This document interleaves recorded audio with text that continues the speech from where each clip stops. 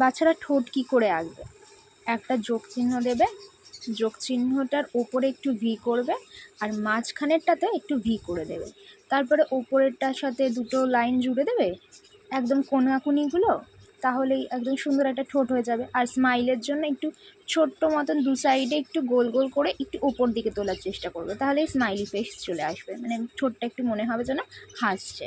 আর আমি একটু যাতে স্মুথ লাগে তাই জন্য আমি একটু হাত দিয়ে ঘষে ঘষে নিচ্ছি, যাতে বেশ ঠোঁটটা একটু ভালো লাগে দেখতে। এবার হচ্ছে আমি চোখ আঁকবো। চোখও সেম করবে, একটা দাগ লাগবে মাঝখানে, ওপরে একটা দাগ, নিচে একটা দাগের ইয়ের মতন করবে, একদম গোল গোল করে করবে না, তাহলে কিন্তু ভালো আসে না।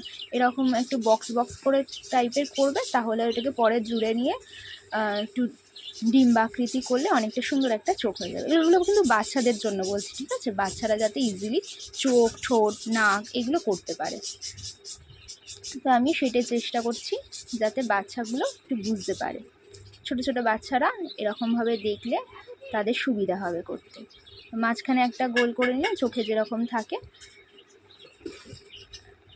এবার নর্মাল আমাদের যে রাবার পাওয়া যায় সেই রাবারগুলো দিয়েই আমি মুছে নিচ্ছি, যেইভাবে দাগ করেছিলাম ওই দাগগুলোকে, এক্সট্রা যে দাগগুলো করেছিলাম সেগুলো মুছে নিলাম, ঠিক আছে।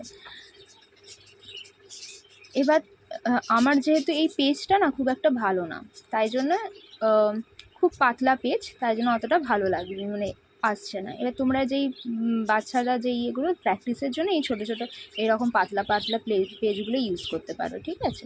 আর আমি একটু ডিপ কালারের পেন্সিল নিয়েছি যাতে চোখের মণিটা বেশ ভালো লাগে দেখতে।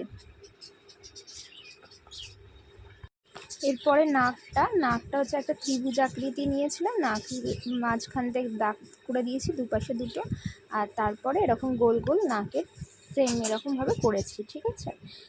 যদি কারোর বুঝতে অসুবিধা হয় আমাকে বলো, তাহলে আরেকটু ভালো করে দেখাবো।